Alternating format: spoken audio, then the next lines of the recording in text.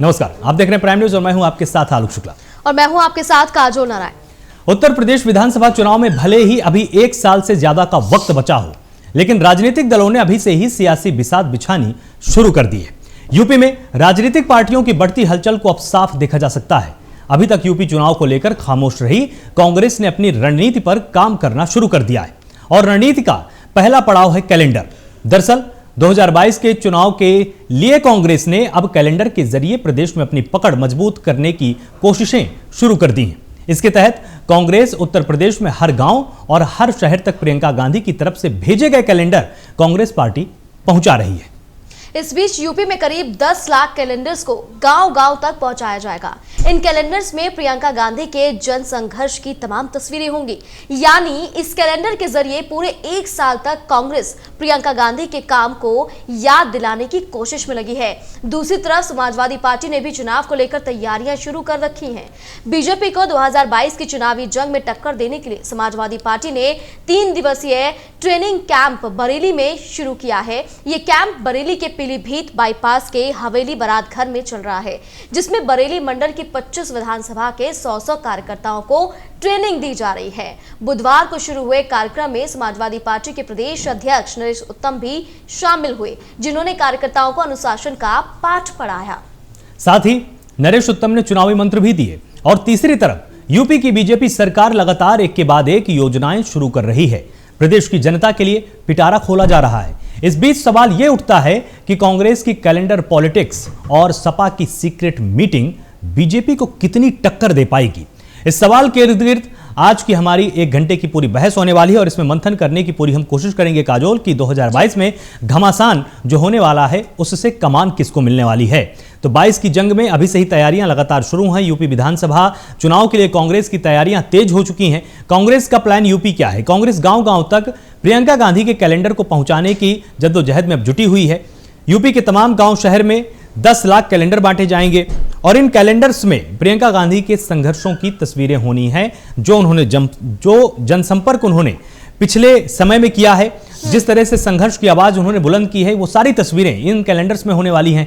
CAA और NRC के मुद्दे पर भी जिस तरह से वो प्रखर रही, उसकी तस्वीरें भी यहां पर साझा की गई। हाथरस में हुए लाठीचार्ज के बीच प्रियंका की जो तस्वीर थी वो भी सामने आई गई और चुनाव के लिए सपा ने भी कमर कसी हुई है, उसकी भी जानकारी यहां पर दर्शकों को दे देते हैं काजोल। बिल्कुल, और 2022 विधानसभा चुनाव की सपा तैयारी कर रही है। बरेली में समाजवादी पार्टी का एक ट्रेनिंग कैंप चल रहा है और इस ट्रेनिंग कैंप के जरिए कार्यकर्ताओं को चुनाव से जुड़ी ट्रेनिंग दी जा रही है।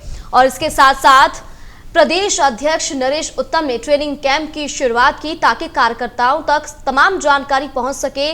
3 दिनों के कैंप में 25 विधानसभा के चुनिंदा कार्यकर्ता शामिल होंगे। आज से इसकी शुरुआत हुई है। 25 विधानसभा के 100 कार्यकर्ताओं को यह ट्रेनिंग दी जाएगी। लेकिन आलोक, जिस तरह से कैलेंडर पॉलिटिक्स हमने इसे नाम दिया है इस पूरी डिबेट को, लेकिन क्या सिर्फ कैलेंडर पर फोटो छाप देने से या उन जन संघर्षों की या फिर जन संपर्कों की तस्वीरें छाप देने से काफी है? इतना भर काफी है? 4 साल हो गए हैं बीजेपी सरकार को, यानी कि योगी सरकार को प्रदेश में काम करते करते। क्या उस पर ये सिर्फ 1 साल का कैलेंडर भारी पड़ेगा? बिल्कुल, और यही सवाल आज डिबेट के पूरे केंद्र में रहने वाला है कि आखिर क्या कैलेंडर पर संघर्षों की तस्वीर को बयां कर देने से ही तैयारी पूरी हो जाती है, या जो बूथ स्तर पर काम करने की जरूरत है कांग्रेस को, उस पर कितना ध्यान दिया गया है? क्या सिर्फ चेहरों को ही सामने लाकर आप राजनीति में फिर से वापसी चाहते हैं? आप ये चाहते हैं कि जैसे ही प्रियंका गांधी की तस्वीर लोग देखेंगे और एक तरह से जादू चल जाएगा जनता पर? क्या इस तरह की उम्मीद कांग्रेस ने यहां पर लगाई है? क्योंकि जिस तरह से 10 लाख कैलेंडर छपवाए गए उनमें संघर्षों की तस्वीरें जाहिर सी बात है पब्लिक ने पहले भी देखी हुई हैं और लगातार प्रियंका ने हर उस मुद्दे पर खुद पहुंचकर आवाज उठाई है जहां पर लगातार पहले कांग्रेसी नेता ध्यान नहीं देते थे। तो इसकी तारीफ भी वहां की स्थानीय जनता लगातार करती आई है। अब लेकिन कैलेंडर पॉलिटिक्स के बाद कहीं ना कहीं संदेश यह भी जाने वाला है कि क्या एक अकेली पार्टी के तौर पर उत्तर प्रदेश में कांग्रेस चुनाव लड़ने जा रही है, क्योंकि यहां पर लगातार कांग्रेस ने अभी तक गठबंधन के बारे में ना तो कोई सियासी बयान दिए हैं और ना ही किसी तरह की अटकलों के बाजार को गर्म किया है कि हम गठबंधन करने के लिए तैयार हैं।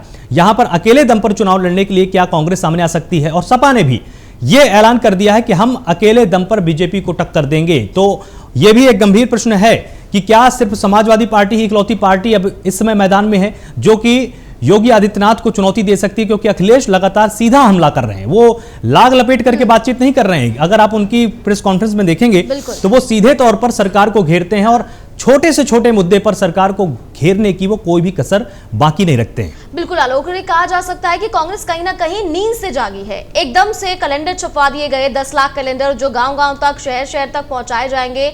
हालांकि प्रियंका गांधी सक्रिय रही हैं, बीते कई सालों से वो यूपी को लेकर सक्रिय हैं, तमाम मुद्दों को उठाती हैं और जमीनी स्तर पर भी पहुंचती है। लेकिन सवाल यह है कि क्या सिर्फ अकेले प्रियंका गांधी के सक्रिय होने से वो जो जमीन खोई है कांग्रेस ने, वो वापसी कांग्रेस को मिल सकती है? बिल्कुल। और दूसरी बात यह है कि जो कांग्रेस के प्रदेश अध्यक्ष हैं अजय कुमार लल्लू, वो भी पूरी तरह से एक्टिव रहते हैं। लेकिन क्या इतने बड़े सूबे को सिर्फ 2 लोग एक्टिव कर सकते हैं पूरी तरीके से? ऐसे में तमाम सवाल ये खड़े होते हैं कि कांग्रेस को अब जरूरत है कि कैलेंडर तो छपवा दिए, लेकिन अब शुरुआत हो जाए, क्योंकि समय बहुत कम है। 1 साल बहुत कम समय होता है, क्योंकि दूसरी पार्टियां लगातार मेहनत कर रही हैं। देखिए, जो सत्ता में है वो तो मेहनत कर ही रही है। अगर सपा की बात की जाए तो सपा पूरी तरह से एक्टिव हर मोड़ पर नजर आती है। चाहे अखिलेश, जैसे कि आपने जिक्र किया कि अखिलेश यादव प्रेस कॉन्फ्रेंस कर रहे हैं और काफी ज्यादा तीखे तेवर उनके दिखाई दे रहे हैं। इसके साथ साथ बसपा, क्या होता है कि बसपा भी प्रेस कॉन्फ्रेंस करती है और सिर्फ कुछ मुद्दों पर सोशल मीडिया पर कमेंट कर देती है। सिर्फ इतना भर काफी नहीं है, जरूरी है कि जन जन तक जुड़ा जाए, आम जनता तक पहुंचा जाए, क्योंकि आम जनता अब वो जनता नहीं रही है जिसे कुछ नहीं पता होता। अब आम जनता को सब कुछ पता है, हर कोई सोशल मीडिया पर एक्टिव है, क्या कौन कर रहा है, हर जानकारी लोगों के पास पहुंचती है। इस वजह से जरूरी है कि हर पार्टी अपने अपने कामों को दिखाए और करे काम जमीनी स्तर पर, तभी उनका भला हो सकता है। अगर कोशिश ये की जा रही है कि सिर्फ इतने भर कर देने से बात बन जाएगी, तो बात बननी मुश्किल है, क्योंकि 4 साल भारी पड़ सकते हैं बीजेपी के। ठीक है, हमारे साथ महेंद्र यादव जुड़े हुए हैं, स्टूडियो में हमारे साथ मौजूद है वरिष्ठ पत्रकार के तौर पर। महेंद्र जी, आपको क्या लगता है कि जिस तरह से एक तरफ योगी सरकार कोई ऐसा मौका नहीं छोड़ती है कि अगर छोटा सा भी कोई काम किया है तो उसको जनता के सामने लाने में अब चूक सरकार नहीं करती है, उसी तरह से अखिलेश यादव अगर वो थोड़ी सी भी कोई कमी पा जाते हैं सरकार की तो उसको प्रेस कॉन्फ्रेंस के जरिए जनता के सामने रख देते हैं। कांग्रेस अभी भी कहीं ना कहीं पीछे चल रही है। आपको क्या लगता है, सिर्फ कैलेंडर छपवा देने से ही बात बन जाएगी क्या? देखिए आलोक जी, मुझे लगता है कि ये तो कोई भी समझदार कांग्रेसी होगा, वो भी कम से कम निजी बातचीत में तो ये नहीं मानेगा कि सिर्फ कैलेंडर छपवाने से पार्टी का पुनरुत्थान हो जाएगा, दोबारा सत्ता में आ जाएंगे या बहुत बड़ी ताकत बन जाएगी। लेकिन यह जरूर है कि राजनीतिक दलों के अपना जनता तक बात पहुंचाने के अपने तरीके होते हैं। उसमें नेताओं की अच्छी अच्छी फोटो छपवाने जाती हैं, नारे बनाए जाते हैं, तो पंपलेट छपवाए जाते हैं, वो सब काम होते हैं। तो उस तरीके से एक अगर उन्होंने कैलेंडर छपवाए हैं तो एक छोटा सा साधन ये भी हो सकते हैं। लेकिन जो इसके साथ में जो अन्य काम जो किए जाने हैं वो ही ज्यादा परिवर्तन लाएंगे, और जो अन्य काम हैं वो अगर ढंग से हुए तभी ये कैलेंडर पॉलिटिक्स, अगर इसको कैलेंडर पॉलिटिक्स का नाम दिया जाए तो तभी ये कामयाब हो पाएंगे। कांग्रेस के साथ में दिक्कत ये है कि संगठन वहां पर इतना ज्यादा सिकुड़ चुका है कि उसमें जो अन्य उपाय हैं वो करने की बहुत ज्यादा गुंजाइश जो मौजूदा उत्तर प्रदेश के नेता हैं कांग्रेस के, उनके पास बहुत ज्यादा ऑप्शन बचते नहीं हैं। और दूसरा ये है कि जो व्यक्तिवादी राजनीति है, या जो जैसे प्रियंका का चेहरा चमका के एक जनता को आकर्षित करने की है, इस बारे में कांग्रेसी हमेशा एक बड़े भ्रम में रहते हैं। वो अभी भी ये मान के चलते हैं कि प्रियंका की शक्ल सूरत की, हाव भाव की तुलना इंदिरा गांधी से कर दी जाएगी और इंदिरा की उन्हें झलक मिलने लगेगी तो जनता आने लगेगी। पहली बात तो यह है कि अगर वो इंदिरा गांधी की एकदम हूबहू भी हो, तब भी इंदिरा गांधी जी का समय बहुत ज्यादा पीछे छूट चुका है और तब से राजनीति बहुत ज्यादा बदल चुकी है और पिछले 6 साल में ही अपने आप में इतना ज्यादा परिवर्तन आ चुका है। ठीक है, इंदिरा गांधी की तो 84 में ही हत्या कर दी गई थी। तो इसलिए इनको, लेकिन कांग्रेसियों के अंदर एक अलग तरह की मानसिकता रहती है कि वो इस तरह की बातें लगातार करते रहेंगे। सारे मेहमान हमारे साथ जुड़े हुए हैं। गौरव मिश्रा, प्रवक्ता बीजेपी, हमारे साथ जुड़े हुए हैं, बहुत बहुत स्वागत है आपका प्राइम न्यूज पर। कपिल श्रीवास्तव, प्रवक्ता सपा, हमारे साथ जुड़े हुए हैं, बहुत बहुत स्वागत है आपका प्राइम न्यूज पर। उमा शंकर पांडे, प्रवक्ता कांग्रेस है, यहाँ पर कांग्रेस का पक्ष रखेंगे, स्वागत है आपका। संदीप चौधरी जी हमारे साथ जुड़े ही हैं और महेंद्र यादव वरिष्ठ पत्रकार के तौर पर हमारे साथ जुड़े हुए हैं, आप सभी का बहुत बहुत स्वागत है। तो उमा शंकर जी, आपके पास सबसे पहले आ जाते हैं। जिस तरह से कैलेंडर छपवाकर घर घर पहुंचाने की आपने एक तरह की मुहिम शुरू की है, क्या आपने बूथ स्तर पर भी इसी तरह का कार्यक्रम शुरू किया है क्या?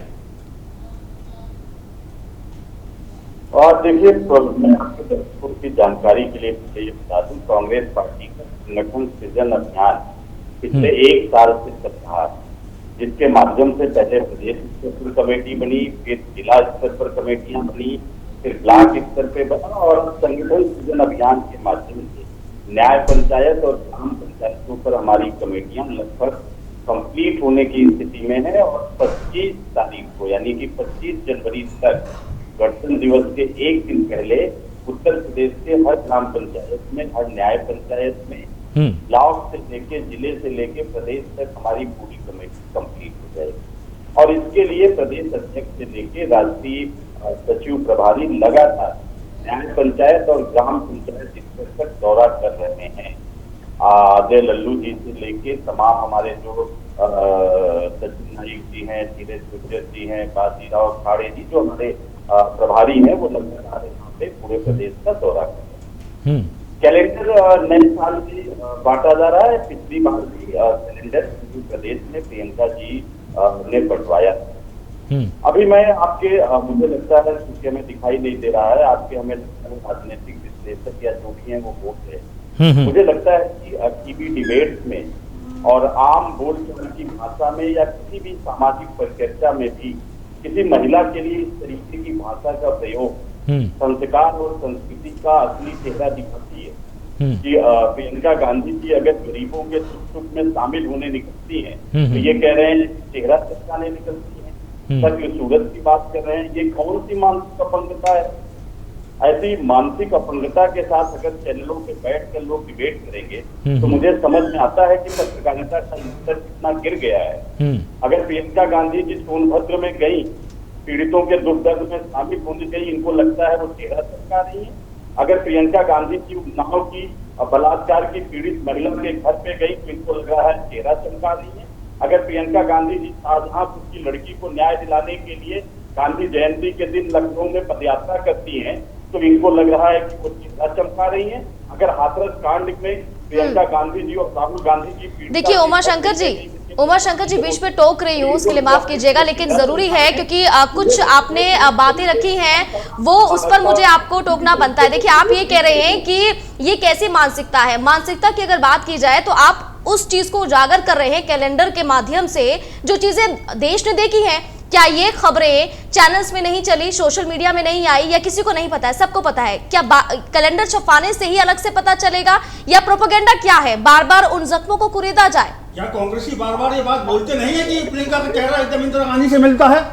अगर इस बात को अगर हमने भी बोल दिया, किसी और ने बोल दिया, इसमें क्या मानसिकता की बात हो गई भाई? इस तरीके से आप अपनी पार्टी का पुनरुत्थान करेंगे, मतलब कोई आपकी समीक्षा भी नहीं कर सकता, कोई आपको सलाह भी नहीं दे सकता।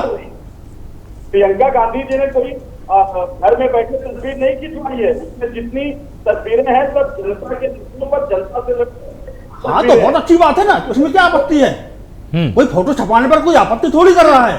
हम तो उसके राजनीतिक असर कितना क्या हो रहा है उसकी समीक्षा कर रहे हैं। बिल्कुल उमाशंकर जी, लेकिन ये तो साफ है ना कि प्रियंका गांधी ही चेहरा है, तो प्रियंका गांधी के चेहरे पर ही कांग्रेस जो है पूरी तरह से निर्भर है उत्तर प्रदेश में। अगर हम भी उसी भाषा पे आ जाएंगे तो बिल्कुल आप उसी भाषा पर आ जाइए भाई। कौन सी भाषा का इस्तेमाल मैं कर रहा हूँ? मैं बिल्कुल संसदीय भाषा का इस्तेमाल कर रहा हूँ, आप इसी भाषा पर आ जाइए। ठीक है, और आप मुझे गलत समझ रहे हैं। ठीक है, इस तरह में बहस फिर हमारी डिरेल हो जाएगी। ठीक है, ये बहस इस तरह में फिर डिरेल हो जाएगी। गौरव जी, जिस तरह से कांग्रेस अपनी तैयारी कर रही है, प्रियंका गांधी ने मौके पर पहुंचकर अगर तस्वीरें खिंचवाई हैं, अगर उसको जनता के सामने पेश कर रही हैं, आपकी तैयारी क्या है? आप अपनी तैयारी के बारे में यहाँ पर क्या बताएंगे? देखिए, हमारी तैयारी तो नित्य जनता देख ही रही है। सरकार के सभी कदम, जनता के हित में जो भी सरकार फैसला लेती है और पारदर्शिता के साथ हमारी सरकार जनता के सामने उसको प्रस्तुत भी करती है। ये जो कैलेंडर पॉलिटिक्स जिस विषय पर आज ये बहस रखी गई है, कहीं ना कहीं ये जो आइडेंटिटी क्राइसिस है कांग्रेस के अंदर में, ये जो व्यक्तित्व का जो अभाव है, आज तक ना राहुल गांधी और ना ही प्रियंका गांधी जी इतने चुनावों के बाद भी उनकी स्वीकार्यता आम जनता में नहीं हो पाई। यही कारण है कि आज भी कांग्रेस पार्टी दिग्भ्रमित है और ऐसे ऐसे प्रयास कर रही है जिससे कि उनके चेहरे को स्थापित किया जा सके। यदि फोटो दिखाना ही है, बलात्कार पीड़िता के घर जाने का फोटो दिखाना ही है, तो राजस्थान के भी बलात्कार पीड़िता के घर के जाने का फोटो दिखाना चाहिए था। महाराष्ट्र में भी एक संत की पीट कर हत्या कर दी गई, उसका भी फोटो दिखाना चाहिए था। तो बहुत सारे जो लॉकडाउन के दौरान इतने लोग पीड़ित हुए, कहीं भोजन का भी चित्र दिखाना चाहिए था कि कहीं लंगर चलवा रहे हैं या कहीं मास्क वितरण कर रहे हैं, जैसा कि भारतीय जनता पार्टी ने दिखाया। और ब्लॉक स्तर पे क्या, मंडल के स्तर पर हमारे यहाँ तो डायरिया बनी और लोगों तक हम लोग गए। तो ये एक हास्यास्पद तरीका है और कहीं न कहीं आइडेंटिटी क्राइसिस है। इस वजह से कांग्रेस पार्टी इस तरह के हथकंडे अख्तियार करती है। गौरव जी देखिए, यहाँ पर आपने जिक्र किया कि राजस्थान की भी तस्वीरें दिखानी चाहिए थी, अलग अलग जगहों की भी तस्वीरें दिखानी चाहिए थी, तो इसमें झारखंड, रायबरेली, हरियाणा की भी कुछ तस्वीरें हैं। ऐसा नहीं है कि सिर्फ उत्तर प्रदेश की तस्वीरें हैं। और आपने जो कमेंट किए उसके जवाब मैं उमा शंकर जी से लूंगी। उससे पहले मैं कपीश श्रीवास्तव जी के पास जाऊंगी। कपीश जी, सपा तो पूरी तैयारी कर रही है। सपा तो पिछले 4 साल जब से बीजेपी सत्ता में आई है प्रदेश में, तब से ही तैयारी कर रही है। तो आखिर ट्रेनिंग की जरूरत क्यों पड़ रही है? कार्यकर्ताओं को, जो नए जुड़े हैं उनको तो ट्रेनिंग देना बनता है, लेकिन वो चहल पहल अखिलेश यादव के अलावा किसी और में दिखाई नहीं दे रही है। देखिए, बहुत सीधी सी बात आपको बताऊं कि समाजवादी पार्टी जिस दिन विपक्ष में बैठी थी उसी दिन से हम लोगों ने अपनी मेहनत शुरू कर दी। और उसी मेहनत का ये नतीजा है कि जब हमारे नेता अगर कह भी देते हैं कि हमें अगले दिन मार्च पास कर जाना है, तो भारतीय जनता पार्टी की योगी सरकार उनके घर का घेराव करके उनको नजरबंद कर देती है। और हमारे तमाम बड़े नेताओं को, जिला स्तर के नेताओं तक को घर के अंदर कैद कर देने का काम कर रही है। तो ये सक्षमता बताती है कि विपक्ष में समाजवादी पार्टी के पास वो बूता है जिसके पास बूथ स्तर पर डबल कमेटियां हैं। हमारे नेतृत्व में लोगों का विश्वास है उत्तर प्रदेश की जनता का। तभी जब वो कहीं निकलते हैं तो आप देखते होंगे, आप लोग तो पत्रकारिता से जुड़े हैं, आप लोगों के ही माध्यम से हम लोग भी छवियां देखते हैं कि जब वो निकलते हैं तो किस तरीके से जनता अपना विश्वास उन पर व्यक्त करती है। रह गई बात इस चीज की, देखिए हर दल को इस बात की आजादी है कि वो अपना प्रचार प्रसार चाहे कैलेंडर के माध्यम से करे, चाहे वो जो पंपलेट चलते हैं उसके माध्यम से करे, बैनर पोस्टर के माध्यम से करे, या बहुत से दल ऐसे भी हैं जो अनैतिक रास्ता भी अख्तियार करते हैं और चंदे के माध्यम से भी अपने दलों का प्रचार करते हैं, जिस पर उनका कोई अधिकार नहीं है, ना उसके निर्माण से संबंधित कोई अधिकार। इशारा किस तरफ है आपका?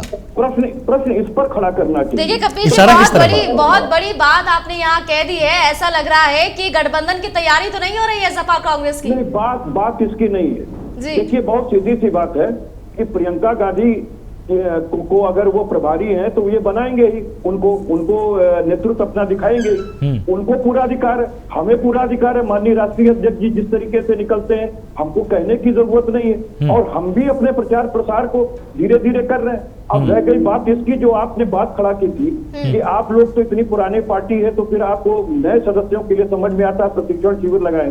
ये फिर हम लोग का पहला प्रशिक्षण शिविर जो बरेली मंडल से शुरू हुआ है, अभी प्रदेश भर के अंदर ये सब प्रशिक्षण शिविर चलेगा, क्योंकि आप तो खुद ही देख रहे हैं रोज की रोज प्रेस कॉन्फ्रेंस हो रही है। तमाम दलों से बड़े नेता, उनके साथ तमाम समर्थित उनके लोग, तमाम लोग पार्टी ज्वाइन कर रहे हैं और हमारी पार्टी में विश्वास दिखा रहे हैं। तो उनको अपनी पार्टी से जोड़ने के लिए, अनुशासनात्मक चीजों को समझाने के लिए और अपनी विचारधारा से रस रसूख करने के लिए इस तरह के प्रशिक्षण की आवश्यकता होती है, और ये करते रहना चाहिए। सभी दल करते हैं और हम कोई नया नहीं। ठीक है। संदीप चौधरी हमारे साथ जुड़े हुए हैं, राजनीतिक विश्लेषक हैं। संदीप जी, आपको क्या लगता है कि पलटा 2022 में किसका भारी होने वाला है? या बीजेपी बनाम सपा चुनाव होने वाला है, या कांग्रेस भी पूरी तरह से मजबूत होगी अगर प्रियंका गांधी मैदान में आती हैं? देखिए आलोक जी, जिस तरीके से प्रियंका गांधी ने उत्तर प्रदेश में अपना हाथ में जिम्मेदारी संभाली है, तो इस बात में कोई दो राय नहीं है कि कांग्रेस पार्टी का वोट बैंक बढ़ेगा। क्योंकि आप देखिए पूरे देश में जो पॉलिटिशियन है, कांग्रेसी जो नेता हैं, वो सब भी गांधी परिवार के झंडे के नीचे ही लामबंद होते हैं, और इनका अपना एक पुराना वोट बैंक था जिसको इनके नेता नहीं संभाल पाए, वो दूसरी पार्टियों को मिला और दूसरी पार्टियां लगातार मजबूत होती चली गई। लेकिन जिस तरीके से ये प्रियंका गांधी उत्तर प्रदेश की जिम्मेदारी ले रही है, और ये बैनर पोस्टर या जो उनकी बुकलेट है जब वो लोगों तक पहुंचेगी, ये एक पहली सीढ़ी है कांग्रेस पार्टी की 2022 के चुनाव के लिए। अब लोगों के बीच में जाएगी। एक तरीके से ये अपनी उपस्थिति दर्ज कराने वाली बात है। इसके बाद कार्यकर्ता जोड़ने का काम चलेगा, संगठन खड़ा करने का काम चलेगा। 2022 तक जो चुनाव होगा, पार्टी कहीं ना कहीं नीचे से लेके ऊपर तक पहुंचेगी। इसीलिए आपने सुना होगा कि ये जो इनका कैलेंडर है, जो ये बुकलेट है, ये गांव गांव तक पहुंचेगी। तो गांव गांव तक पहुंचने का मकसद कांग्रेस पार्टी का ये है कि जमीनी स्तर पर अपनी स्थिति को दर्ज कराया जाए, क्योंकि कांग्रेस पार्टी के ऊपर हमेशा आरोप लगता रहा है कि हाई लेवल के ऊपर के लोग राजनीति करते हैं और नीचे इनका संगठन नहीं है। ना बूथ लेवल पे है, ना मंडल लेवल पे है, ना इनका ब्लॉक लेवल पे है, ना जिला लेवल पे है। तो सबसे जरूरी चीज है, अगर आपको उत्तर प्रदेश की राजनीति करनी है तो आपको गांवों तक, बूथ तक पहुंचना पड़ेगा। और ये पहली सीढ़ी है कांग्रेस पार्टी की, यही कोशिश है। अभी आगे देखना है, 2022 के बारे में भी घोषणा कर देना कि ये बीजेपी वर्सेज समाजवादी रहेगा या बीजेपी वर्सेज बसपा रहेगा, अभी जल्दबाजी होगा। ठीक है उमाशंकर जी, जिस तरह से इन्होंने ये अनुमान लगाया, और ये एक तरह का सटीक विश्लेषण भी कहा जा सकता है कि बूथ स्तर पर, आपका पंचायत स्तर पर, जिले के स्तर पर जो संगठन मजबूत होना चाहिए वो मजबूत नहीं है। कार्यकर्ताओं के अंदर उतना उत्साह भी नहीं, क्योंकि उनको यही नहीं पता है कि आखिर कप्तान कौन है। जब जहाज में सवार होने वाले लोगों को यही नहीं मालूम है कि कप्तानी किसके हाथ में, तब तक आखिर कार्यकर्ताओं में उत्साह कैसे आएगा? अब सुन लीजिए आप, मैं ऐसी पत्रकारिता को हमेशा दूर से ही प्रणाम करता हूँ जो जमीनी हकीकत को जाने बगैर कुछ भी बोलने लगते हैं। मैंने आपको इसीलिए आपके दर्शकों के लिए मैंने आरंभ में ही बताया कि किस तरीके से कांग्रेस पार्टी ने पिछले 1 सालों में प्रियंका गांधी जी के नेतृत्व में प्रदेश से लेके ग्राम पंचायत स्तर तक संगठन को खड़ा किया है। इसकी तमाम सारी डेली की डेली तस्वीरें, photograph, media bytes, press release, इसके माध्यम से सभी पत्रकार बंधुओं को, मीडिया कर्मियों को हम लोग बाकायदे इनवाइट करते हैं। कल भी और आज भी प्रदेश अध्यक्ष जी हमारे इसी संगठन सृजन अभियान के अंतर्गत दौरे पर हैं। पूरे प्रदेश का दौरा लगातार कर रहे हैं। तो जिन लोगों को ये लगता है कि कांग्रेस पार्टी के पास संगठन नहीं है, उनको मुझे लगता है कि फिर वो कांग्रेस पार्टी को कवर नहीं करते हैं, वो कांग्रेस पार्टी की केवल आलोचना के नाम पर अपनी दुकान चलाते हैं। उमाशंकर जी, शायद आपने पूरी बात आपने ध्यान से सुनी नहीं सुनी। आपने इतना बड़ा कठोर बयान आपने इतनी जल्दी दे दिया उनके ऊपर, ठीक है, बिल्कुल मैं सुन रहा हूँ। उन्होंने सिर्फ ये बोला था कि कार्यकर्ताओं में उतना उत्साह नहीं है अभी। संगठन को किसने आपके नकार दिया? संगठन तो है ना आपका। मेरी बात, आलोक जी, आप मेरी बात सुन लीजिए। देखिए क्या है कि बिल्कुल कूल माइंडेड हम लोग इस बात का विश्लेषण करें, क्योंकि देखिए पत्रकारिता भी गर्त में जा रही है। आप तमाम सारा अर्णव गोस्वामी जैसे लोगों का आप हाल देख रहे हैं कि देश की सुरक्षा को खतरा पहुंचाया जा रहा है। तो पत्रकारिता को भी उबारने का काम हम लोगों को करना है। चारों स्तंभ जब मजबूत होंगे ना आलोक जी, तब लोकतंत्र मजबूत होगा। पत्रकारिता का मतलब ये नहीं होता है कि आप तथ्य से अनजान रहते हुए कुछ भी बोलने लगे। पिछले 1 सालों में मैं पूरी चुनौती के साथ किसके लिए बोल रहे हैं? अच्छा रुकिए उमाशंकर जी, आप ये बोल किसके लिए रहे हैं? उमाशंकर जी, आप ये बोल किसके लिए रहे? मैं बिल्कुल चिंता करूंगा, क्यों नहीं करूंगा। नहीं, किसके लिए बोल रहे हैं आप? रुकिए सुनिए तो, सुनिए उमाशंकर जी, अब अगर उमाशंकर जी आप ये बोल किसके लिए रहे हैं? उमाशंकर जी किसके लिए बोल रहे हैं? ये गौरव बीजेपी में नेता को छोड़कर सबसे बोल रहे हैं। उमाशंकर जी एक मिनट उमाशंकर जी सुनिए तो, ये आप किसके लिए बोल रहे हैं वैसे? एक मिनट उमाशंकर जी किसके लिए बोला आपने? 2022 के चुनावों को आपने ये जो बात बोली कि उन पत्रकारों को दूर से ही मैं प्रणाम कर लेता हूं, ये आपने किसके लिए बोला? स्पष्ट कीजिए पहले। ये बिल्कुल स्पष्ट है, आप सुनते भी होंगे। और जो लोग एक तरफा बयानबाजी करते हैं, जो लोग किसी पार्टी का एजेंडा चलाते हैं, ऐसे पत्रकारों को मैं दूर से ही सलाम करता हूं। किसके लिए? क्या यहाँ पर कोई बैठा है क्या ऐसा? देखिए इस कमेंट किसके लिए लेकिन आपने बोला जरूरी था क्या उमाशंकर जी? ये कमेंट इस चर्चा में करना क्या जरूरी था? नहीं सभी लोग बोल सकते हैं की बात करेगी। ऐसा बिल्कुल नहीं है। प्राइम न्यूज सटीक और सही खबर हमेशा दिखाता है और इसी पर चर्चा भी होती है। देखिए मैं बताता हूँ, एक मिनट दीजिए पहले उनको। सूरत की बात करना पत्रकारिता है ये? ये आपने किसके लिए कहा? महेंद्र जी के लिए बोला था जो पहले कमेंट कर रहे थे? देखिए, मैं ये नहीं देख रहा हूँ कौन बोल रहा है, लेकिन जिसने पहले बोला, जिसने प्रियंका गांधी जी के शक्ल सूरत की बात की, मैं उनको जवाब दे रहा हूँ। और महेंद्र जी, ठीक है महेंद्र जी, महेंद्र जी के लिए बोला आपने? आप क्लियर कर दीजिए। महेंद्र जी, इनको गलत महेंद्र जी जवाब दीजिए। क्लियर कीजिए। ठीक है, उन्हीं से ही जवाब ले लेते हैं ना। ठीक है, उमाशंकर जी जवाब लेते हैं, उन्हीं से ही आपको अब हम इसमें जवाब दिलाते। महेंद्र जी, इन्होंने आपके ऊपर प्रश्न उठाया है और आपकी पत्रकारिता पर प्रश्न उठाया है सीधा। प्रियंका गांधी की शक्ल सूरत के बारे में तमाम कांग्रेसी, तमाम मीडिया, तमाम लोग इस तरह की बात को कहते रहे हैं कि उनमें इंदिरा गांधी की झलक मिलती है। इसी बात को लेकर मैं कह रहा हूं कि ये बात पर भरोसा करना कांग्रेसियों के लिए पर्याप्त नहीं है, ये उनके लिए नुकसानदायक हो सकता है। इसमें अगर उनको असंसदीय भाषा लग रही है तो उनको डिबेट छोड़ के भाग जाना चाहिए। कांग्रेसियों की असली समस्या उमाशंकर पांडे जैसे नेता हैं जिनको ना कोई बात समझ में आ रही है, ना इनको समझ में आ रहा है कि कोई इनके पक्ष में बोल रहा है और बेफजूल तरीके से बहस कर रहे हैं। ये जिस मुद्दे पर समझ में नहीं आ रहा है क्या बात कर रहे हैं। नजर आ रहा है, वापस आ जाते हैं। मेरी बात का मतलब नहीं समझ पा रहे हैं ये। उमाशंकर जी, मैं क्लियर कर देती हूँ, उनका कहने का मकसद भाजपा को छोड़ के आपको सबसे आपत्ति है।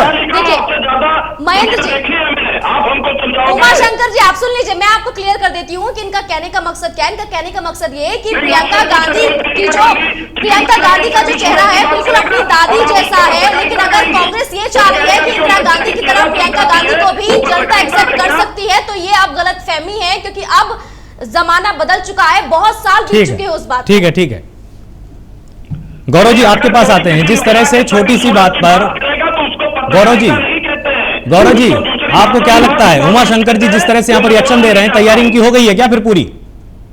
नहीं, देखिए, वो हताशा में बीच में इस तरह का बयान दे रहे हैं। और जैसा अभी समीक्षक महोदय ने बहुत स्पष्ट कहा कि इस तरह का रिजम्बलेंस उनके चेहरे से बार बार कांग्रेसियों ने दिखाने का प्रयास किया। दरअसल देखिए, एक बात को समझना बहुत जरूरी है, परिवारवादी पार्टी है और कहीं न कहीं गांधी परिवार ही गौरव मिश्रा बोल रहे हैं, बीजेपी के प्रवक्ता हैं। और यदि गांधी शब्द हटा दिया जाए तो पूरी कांग्रेस पार्टी ही हवा में विलीन हो जाएगी। पता ही चलेगा कांग्रेस पार्टी है भूत तो बहुत दूर की बात है, भूत स्तर तो बहुत दूर की बात है।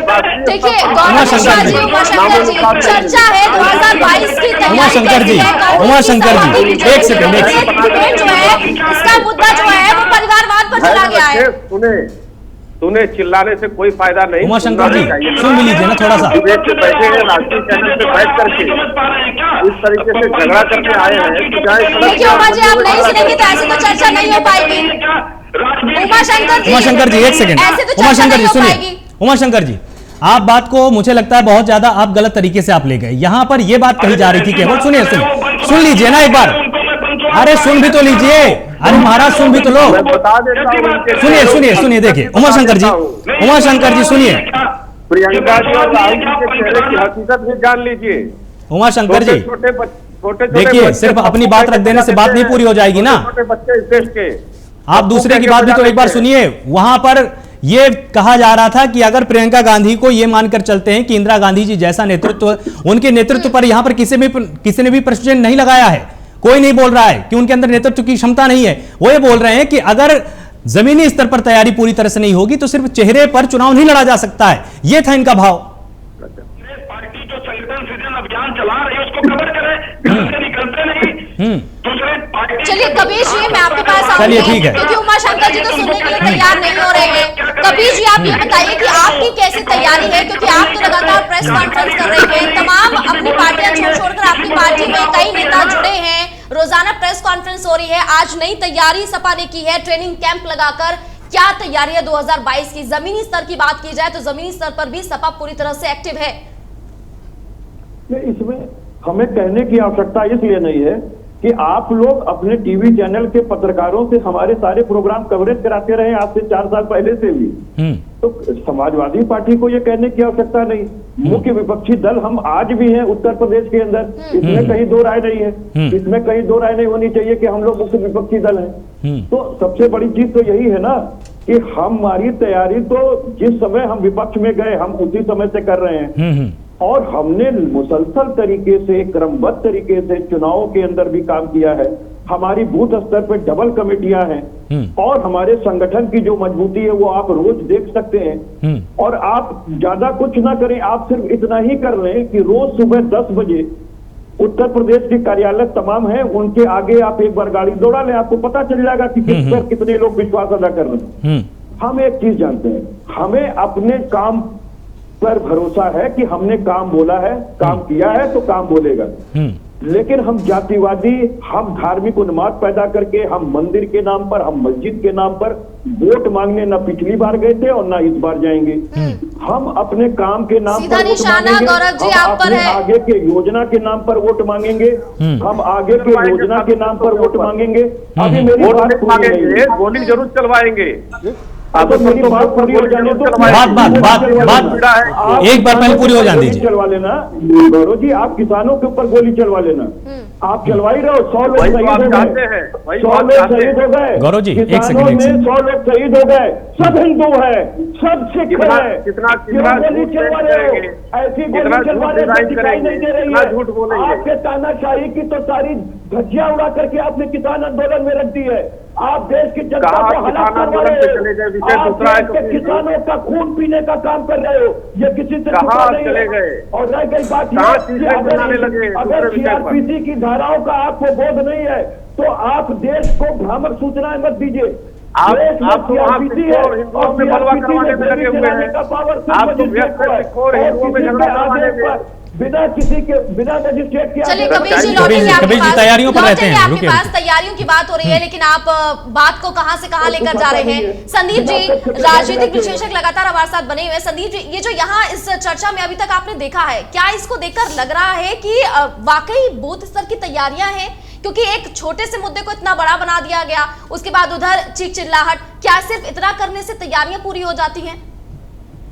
देखिए काजोल जी, राजनीति में सबसे पहली चीज है सहनशीलता। हमारे जो नेता बैठे हैं अलग अलग पार्टी के, इनके अंदर भी सहनशीलता होना बहुत जरूरी चीज है। और मैं बता दूं, जिस तरीके से प्रियंका गांधी के चेहरे मोहरे के बारे में बात की गई, उनके कहने का अर्थ को समझने की जरूरत है। उनका कहने का मतलब ये है कि जिस तरीके से इंदिरा गांधी के अंदर जो कार्य क्षमता थी, जो डिसीजन लेने की पावर थी, तो कांग्रेस ये दिखाने की कोशिश करती है। और हम लोग ये मानते भी हैं कि अगर प्रियंका गांधी को मौका मिलेगा तो हो सकता है प्रियंका गांधी डिसीजन अच्छे से ले सके, क्योंकि जो काम राहुल गांधी नहीं कर पाए उनसे ज्यादा अच्छा प्रियंका ने करके दिखाया। प्रियंका गांधी पब्लिक के बीच में भी पहुंच जाती है। प्रियंका गांधी कई बार सुरक्षा घेरा तोड़ के भी लोगों से जाके मिलती है और कई ऐसे मौकों पर पहुंची है कि उन्होंने वो चीज प्रूव की है। लेकिन अभी तक उनको जितना टाइम मिलना चाहिए था राजनीति में, उतना नहीं मिला है अपने आप को साबित करने का। आगे वो जनता के बीच में रहेंगे तो उन्हें अपने आप को साबित भी करना है और संगठन को खड़ा भी करना है। तो ये चीजें आने वाला वक्त बताएगा। ये जितना वोट बैंक आप उत्तर प्रदेश के अंदर देखते हैं, जो आज समाजवादी पार्टी के पास है, जो आज बसपा के पास है, जो आज बीजेपी के पास है, एक टाइम था जब वीर बहादुर सिंह यहाँ के मुख्यमंत्री थे तो लगभग सारा वोट बैंक उत्तर प्रदेश का कांग्रेस के पास था। तो उस वोट बैंक को कांग्रेस पार्टी किस तरीके से फिर से इकट्ठा कर सकती है? प्रियंका गांधी के पास ऐसा वो क्या जादू है या उनकी कार्य क्षमता कितनी कुशल है? तो ये चीजें देखने वाली चीजें, ये इतिहास के गर्भ में, और ये प्रियंका गांधी को साबित करना पड़ेगा। जवाब दीजिए उमा शंकर जी, अब आपकी बारी आई है। देखिए, मैं बहुत स्पष्ट तरीके से कहना चाहता हूँ, पिछले 1 सालों में उत्तर प्रदेश के तमाम मुद्दों पर कांग्रेस पार्टी सड़क से लेकर सदन तक संघर्ष करती रही है। चाहे वो सोनभद्र के उम्भा का मामला हो, उन्नाव का मामला हो, शाहजहांपुर का मामला हो, हाथरस का मामला हो, आजमगढ़ का मामला हो, तो ये मिर्जापुर का मामला हो, जहां कहीं भी कोई मुद्दा जनहित से जुड़ा हुआ दिखाई दिया है, कांग्रेस पार्टी, प्रियंका गांधी जी, अजय कुमार लल्लू जी हर जगह दिखाई दिए हैं। कांग्रेस पार्टी के नेताओं के प्रति योगी सरकार का दमन चक्र भी लगातार चलता रहा है।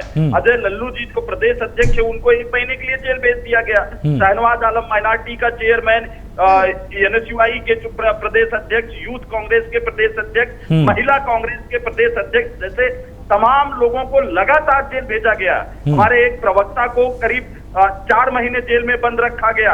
अभी भी हमारे एक प्रवक्ता को जेल भेज दिया गया कल। तो ये दमन चक्र जो कांग्रेस पार्टी पर योगी सरकार का चल रहा है, क्या किसी पत्रकार की कलम घूमी? क्या कभी किसी ने कहा कि ये लोकतंत्र की हत्या है? क्या किसी ने कहा कि ये इमरजेंसी जैसी आपातकाल जैसी स्थिति पैदा कर दी गई है? लोकतंत्र में विरोध लोकतंत्र की खूबी होती है, वो उसकी खूबसूरती है। लेकिन ये क्या तरीका है कि अगर किसी मुद्दे पर अजय लल्लू जी निकलते हैं तो उनके खिलाफ आप एक फर्जी मुकदमा दर्ज करके उनको जेल भेज देंगे? प्रियंका गांधी जी तो कोर्ट का रास्ता है ना आपके पास? पैंडेमिक उमाशंकर के जी, मामले में जब कोर्ट का रास्ता तो है ना आपके पास? फिर FIR दर्ज कर दिया जाता है। ये चीजें अगर किसी को नहीं उमाशंकर जी, दिखाई इसमें कोई देती दो राहें नहीं है कि जो कांग्रेस है वो सड़क पर नहीं उतर रही है या सदन से लेकर सड़क तक किसी भी मुद्दे पर नहीं बोल रही है। लेकिन आप एक बात बताइए, देखिए ये सारी बातें अलग रही, एक मेरा प्रश्न का जवाब दे दीजिए कि किस बिहाफ पर आप जनता के सामने जाएंगे वोट मांगने के लिए? देखिए, मुद्दे यही होते हैं जनता के मुद्दों पर जो मैं अभी आपको गिना रहा हूँ। जनता के मुद्दों पर कांग्रेस पार्टी लगातार सड़क पे है। जन मुद्दों पर हमारा संघर्ष अनवरत जारी है और मैं यही पूरी गाथा आपको बता रहा था। प्रियंका गांधी जी पैंडेमिक सिचुएशन में जब लॉकडाउन हुआ उस समय प्रियंका गांधी जी लगातार एक्टिव रही। हमने पूरे देश में काम किया, मैं उस कमेटी में था, उसका मेंबर था मैं। पूरे देश में जहां कहीं भी उत्तर प्रदेश के लोग फंसे थे, राशन पानी से लेकर रहने की समस्या हो रही थी, हम लोग सबको हर चीज पहुंचा रहे थे। बसों वाले मुद्दे पर आप देखिए कैसे भारतीय जनता पार्टी ने राजनीति की, क्या वो किसी से छिपा है? क्या ये किसकी असफलता होगी अगर उत्तर प्रदेश की सड़कों पर उत्तर प्रदेश के लोग पैदल पैरों में छाले लिए हुए संघर्ष करते हुए भूखे प्यासे चल रहे थे? तो ये सरकार की असफलता थी, ये कांग्रेस की असफलता नहीं थी। कांग्रेस पार्टी तो अपनी ताकत और क्षमता से बढ़कर लोगों की मदद कर रही थी। योगी सरकार जहां उनको कांग्रेस पार्टी से मदद लेनी चाहिए थी, हमने बसें भेजी थी। अगर अब 800 ही बसें थी तो 800 बस इनको लगाने चाहिए थे, लेकिन उन्होंने उस पर रोड़े अटकाए। इन्होंने हमारे प्रदेश अध्यक्ष को जेल भेजा, प्रियंका गांधी जी पर मुकदमे हमारे महेंद्र जी, वो भी फंस गई एडवांस पेमेंट करने के बाद। ठीक है, जवाब लेते हैं एक बार। महेंद्र जी, जिस तरह से तैयारियों की यहाँ पर बात हो रही है, आपको क्या लगता है योगी सरकार लगातार ये गिनाने में कभी भी पीछे नहीं रही? अगर आप ध्यान देंगे हर रोज कुछ ना कुछ यूपी सरकार गिना रही है कि आज हमने इस चीज का शिलान्यास किया, इस चीज का हमने लोकार्पण कर दिया। कांग्रेस से बोल रही है कि हम प्रियंका गांधी को मैदान में हमने पहले से उतार रखा है, 1 साल से हम तैयारियां कर रहे हैं, हमने जनता की आवाज उठाई है। और समाजवादी पार्टी भी लगातार अपने कुनबे को विस्तार देने में जुटी हुई है। समाजवादी पार्टी कभी भी पीछे नहीं हटी है, लगातार उसने अपने जो उसके पूरे के पूरे दल का स्वरूप था उसको धीरे धीरे मजबूत किया है। जो 2022 का चुनाव होगा वो किस परिपाटी पर लड़ा जाएगा? देखिए, सबसे पहले तो मैं किसी भी विवाद से बचने के लिए सबसे पहले मैं तुम्हें पांडे जी को बधाई दे देता हूं कि कांग्रेस पार्टी का संगठन 1 साल में बहुत ज्यादा मजबूत हो चुका है और अगले चुनाव में इनकी 300 सीटें आने वाली हैं इनके सर। तो उनकी अब नाराजगी यहाँ पर खत्म हो जानी चाहिए। मैं कांग्रेस के बारे में और समाजवादी पार्टी के बारे में कुछ आगे कहना चाह रहा हूँ। भारतीय जनता पार्टी के बारे में तो क्लियर है, अपनी तैयारी में सबसे आगे है। जैसा आपने कहा है कि हर योजना को मतलब प्रचार क्या करना, बल्कि इवेंट बनाकर भी इवेंट बनाने की हद तक उसका प्रचार करना और लोगों तक पहुंचाना, वो तो सबसे आगे है ही। कांग्रेस के बारे में जो मेरी और जानकारी है, जो उनकी मुझे लगता है असली तैयारी वो जो है उसकी इसकी चर्चा होनी चाहिए, वो उनकी अभी ये औपचारिक तौर पर सामने नहीं आई है, इसलिए उतना खुलकर मैं फिर भी नहीं बताऊंगा। लेकिन इतना कहूंगा कि कांग्रेस में अभी कुछ 2-4 से कुछ बहुत अच्छे रणनीतिकार नेताओं को कांग्रेस में आने की बात हो रही है और जिसके तहत उसके तरह में प्लान जो है कि कुछ एक सीटें करीब 7500 या जितनी भी उचित समझे वो सीटें चुन के उन सीटों पर कम से कम हर सीट पर 4-4, 5-5 जो बेहद प्रभावशाली लोग हैं वो और उनके समर्थकों को शामिल कराने की इनकी नीति चल रही है। वो अगर कामयाब होते हैं तो फिर ये कैलेंडर पॉलिटिक्स या जो चीजें हैं वो उसमें कामयाब हो पाएंगी। दूसरी बात, समाजवादी पार्टी के जो प्रवक्ता बता रहे हैं वो ठीक है, उनके ओर से भी वैसे तो वही बात उनके लिए भी है कि ट्रेनिंग कैंप हो रहे हैं, ठीक अच्छी बात है। ट्रेनिंग कैंप तो होते रहने चाहिए, बल्कि कम हो रहे हैं, बल्कि ज्यादा होने चाहिए और लगातार होने चाहिए और हर पार्टी को होने चाहिए, कांग्रेस के भी होने चाहिए, बसपा के भी होने चाहिए। ट्रेनिंग कैंप में सिर्फ ट्रेनिंग नहीं दी जाती है कि नए लोगों को बताना है कि ऐसे करना है ऐसे करना है, काफी विचार विमर्श भी होता है, रणनीतियां भी बनती हैं, वो सब भी ठीक है। सपा की जो मुख्य रणनीति है, ठीक है, उन्होंने अपने तौर पर बात कह दी कि हम जाति की बात नहीं करते हैं, वो बात नहीं करते हैं। काम बोलने की बात तो है कि देखो, जिन कामों का के बारे में उनको बोलना है उनके बारे में पूरी तरीके से प्रचार कर चुके हैं 2017 के चुनावों में भी, 2019 के लोकसभा चुनाव में भी। और ये भी साफ है कि एक मजबूत विपक्ष के तौर पर भी उभर रहा है सपा, उभर रहे हैं। लेकिन जो उन्होंने पिछले विधानसभा में जो काम किए, सरकार में जो काम किए हैं, और काम बोलता है का नारा दिया, वो काम नहीं बोला। चुनाव परिणाम, दोनों चुनाव परिणाम ये बताते हैं कि वो काम नहीं बोला, तो इनको कुछ अलग करना चाहिए। और मैं वहां पर ये बताना चाह रहा हूं कि इसके पहले कि कपीश जी आपत्ति करें, उस बारे में भी जानकारी है कि जाति समीकरणों को लेकर जो समाजवादी पार्टी की खास कमी जो हो गई थी कि तमाम पिछड़ी जातियों के नेता जो अलग अलग होने लगे थे, या तमाम पिछड़ी जातियों सपा से अलग महसूस करने लगी थी, उनको जोड़ने की दिशा में समाजवादी पार्टी में कुछ काम हो रहा है। और वो अगर हो जाएगा तो वो काम ज्यादा असरदायक रहेगा, जिसमें जैसे 4-5 नेता हैं जिनको इस समय काफी अहमियत भी दी जा रही है। लोटाराम निषाद को काफी इंपोर्टेंस उसमें दी गई है। प्रिंसिपल रहे इलाहाबाद के जो श्यामलाल पाल जी हैं, वो हैं, अखिलेश कटियार जी हैं, रामासी विश्वकर्मा जी हैं। कई नेताओं को जो महत्वपूर्ण तरीके से एक्टिव किया गया है, उसके बारे में बेहतर तो जवाब ले लेते हैं कपीश जी। तो जी बताते, कपीश जी बोलिए। तो वो जो सक्रिय जो होंगे और जिस तरह सक्रिय किया जा रहा है वो सही तरीके से हो जाएंगे, ठीक है, तब सही मुकाबला होगा। और तब फिर ये जो किसानों को लेकर जो पूरा आक्रोश फैला है, जो किसान आंदोलन को लेकर, इसका फायदा भी वहां पर जो भी मुख्य विपक्षी दल में होगी या समाजवादी पार्टी है, तो उसका फायदा उनको तब मिल सकता है।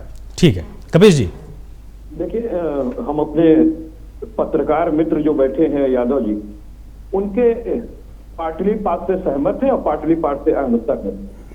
मैं इसलिए कहना चाहता हूं कि देखिए, समाजवादी पार्टी 1992 में जब बनी थी तो ही समतामूलक समाज की स्थापना के लिए बनी थी, और उस समय जो हमारे पिलर्स थे वो विभिन्न जाति और धर्म के लोग थे। ये कहने वाली बात नहीं।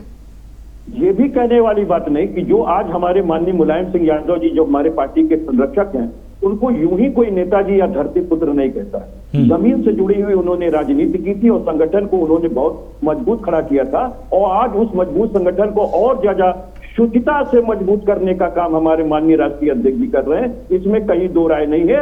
और शुचिता का यज्ञ जो हम लोगों ने 2017 में किया था, काम बोलता है, भले हमारा परास्त हुआ हो, वो हमारी जो जनता के साथ भारतीय जनता पार्टी ने उनको सपने बेचने के काम, उनको छल बेचने का काम, राम राज्य स्थापित करने की बात और जुमलाई जो तमाम नारे दिए थे, उसमें कहीं ना कहीं हमारे प्रदेश की जनता गुमराह हुई थी, और उसके वजह से हम लोगों की सरकार नहीं बन पाई, हम विपक्ष में बैठे। या 2019 के इलेक्शन को तो देश का इलेक्शन होता है, उससे मत जोड़िए। लेकिन बावजूद इसके मैं आपको कहना चाहता हूं कि समाजवादी पार्टी किसी भी कीमत पर केवल और केवल विकास के नाम पर वोट मांगेगी। हम जाति के आधार पर, हम धर्म के आधार पर, हम मंदिर और मस्जिद के आधार पर लोगों की भावनाएं कुरेदने का काम नहीं करेंगे। गौरव जी, बिल्कुल सीधा निशाना आप पर ही है। करना चाहते हैं, और मैं सीधी सी बात कह रहा हूं, बात गौरव जी पे निशाना साधने की नहीं।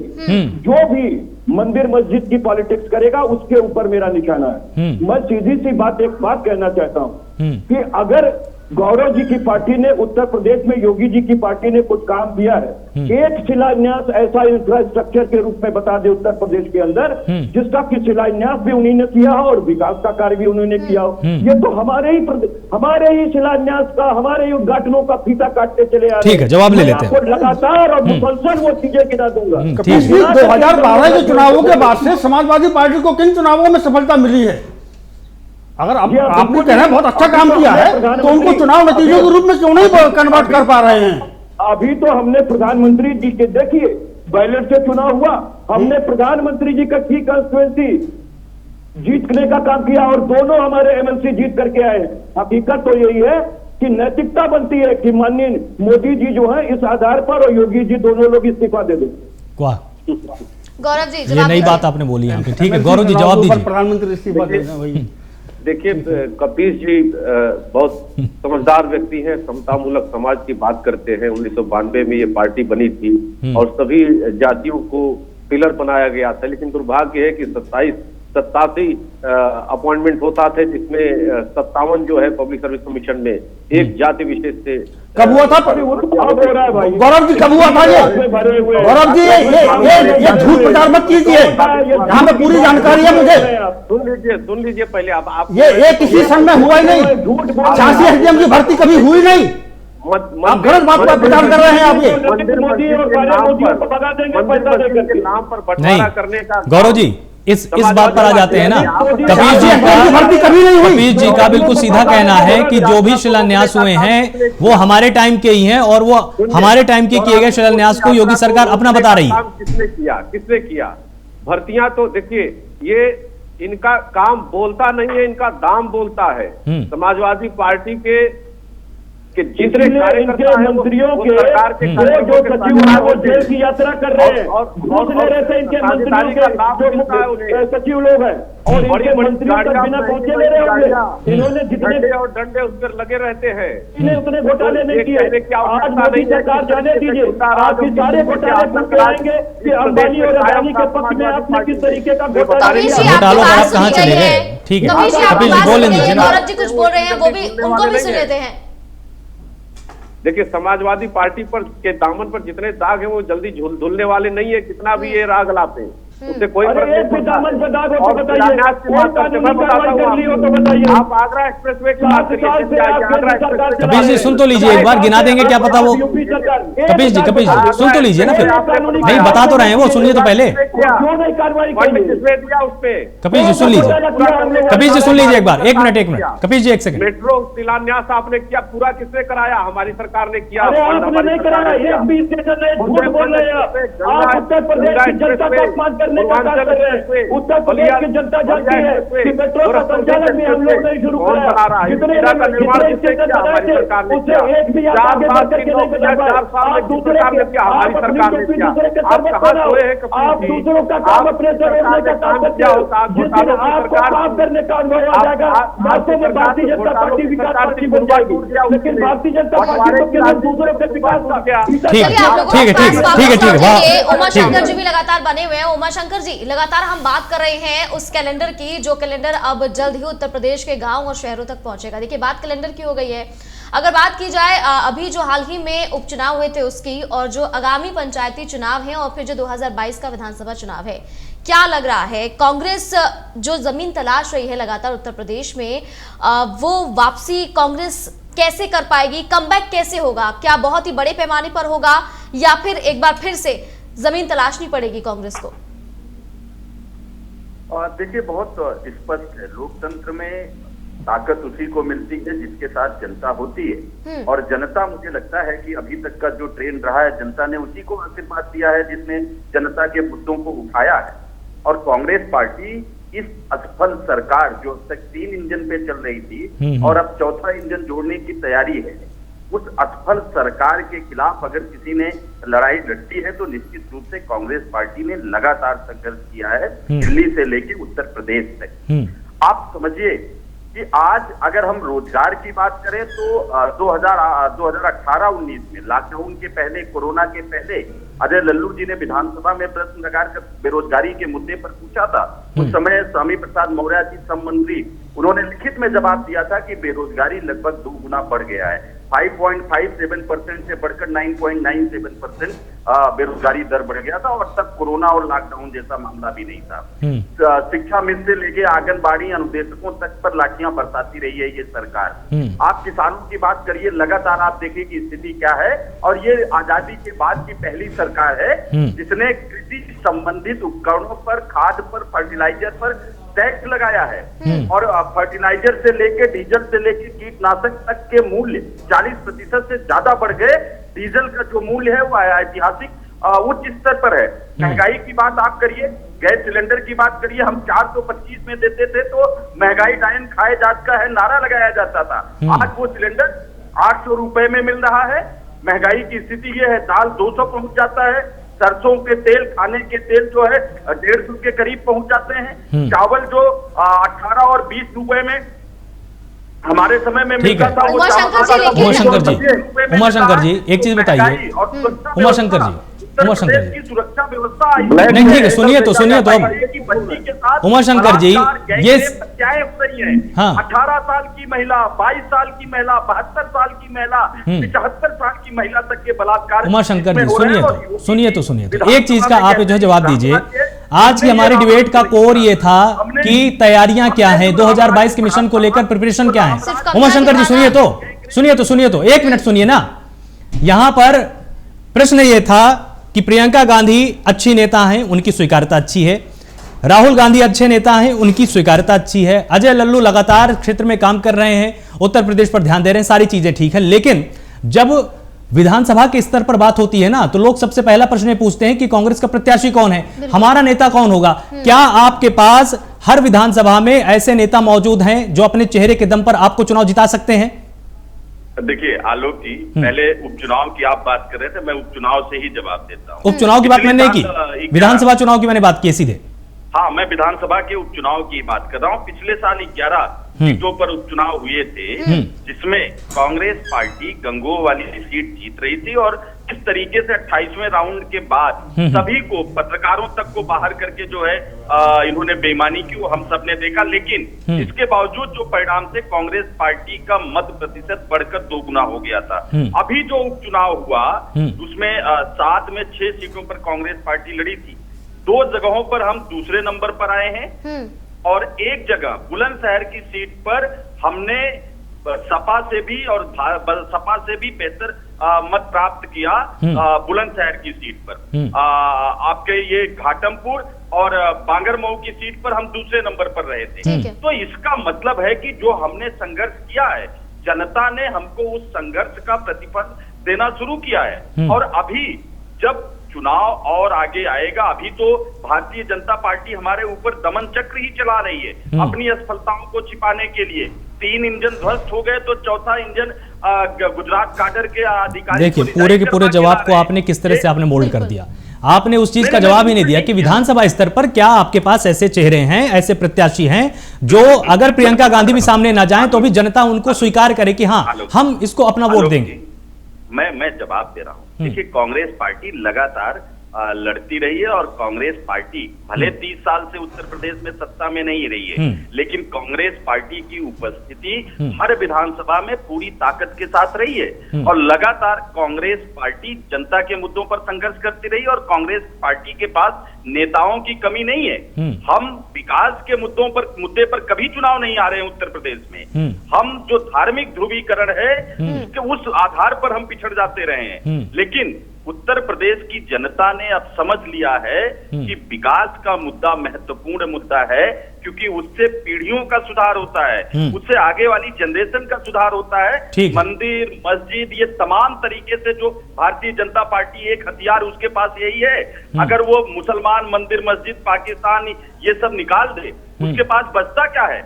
और आप मैं बताऊं, जिस संगठन की बात भारतीय जनता पार्टी। देखिए उमाशंकर जी, एक बार फिर से मैं कहूंगी कि सपा और आप दोनों एक ही बात बोल रहे हैं, मंदिर और मस्जिद वाली। क्या लग रहा है आगे कोई सोच विचार कर रहे हैं गठबंधन करने का?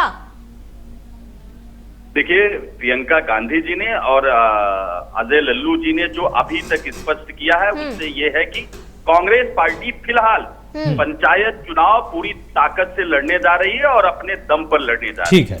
विधानसभा में गठबंधन होगा नहीं होगा, जो हम लोगों तक सूचना है कोई गठबंधन नहीं होगा। कांग्रेस पार्टी अपने दम पर चुनाव लड़ेगी, लेकिन ये अधिकार शीर्ष नेतृत्व का है। चुनाव आएगा, वो जो निर्देश देंगे, हम कांग्रेस पार्टी का करोड़ों कार्यकर्ता उस निर्देश पर खड़ा है। ठीक है संदीप जी, जिस तरह से लगातार आपने देखा होगा कि एक तरफ तो विकास के मुद्दे को भी यहां पर कहा जा रहा है और एक तरफ यह भी बार बार गिनाया जा रहा है कि मंदिर, मस्जिद, पाकिस्तान की बात करने को जनता समझ चुकी है। यहां पर कहीं ना कहीं मुझे एक चूक महसूस हो रही है राजनीतिक पार्टियों से। वो ये भूल जाते हैं कि जो वोटर है ना, उसकी कुछ धार्मिक भावनाएं भी हैं, उसको इस चीज से जरूर लेना देना होता है कि पाकिस्तान बगल में बैठकर क्या कर रहा है। धार्मिक भावनाएं भी होती हैं। इन चीजों से बात करने से आखिर विपक्षी दल क्यों घबराते हैं और आखिर भागते क्यों हैं? और आपको क्या लग रहा है मजबूत दावेदार इस बार 2022 में कौन है?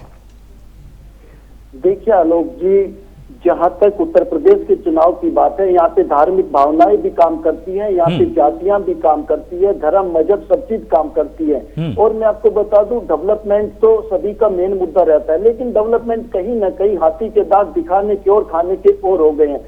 जैसे नजदीक आता है चुनाव फट जाता है पूरे तरीके से।